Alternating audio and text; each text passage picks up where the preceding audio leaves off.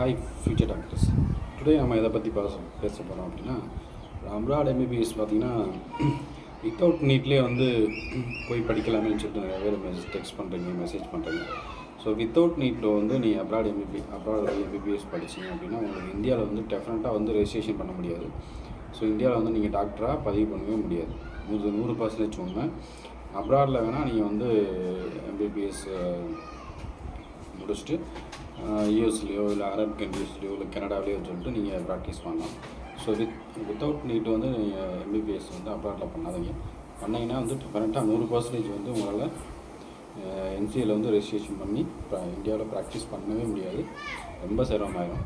So அதனால் தான் ரிப்பீட்டடாக சொல்கிறேன், நீட் பாஸ் பண்ணாமல் அப்ராடு கண்ட்ரீஸ்க்கு போகாதீங்க. போனீங்கன்னா வந்து உங்கள் லைஃப் வந்து வேஸ்ட் ஆகிடும். லைஃப் வேஸ்ட் ஆனால் படிக்கலாம், பட் அப்ராடில் மட்டும்தான் ஒர்க் பண்ண முடியும்.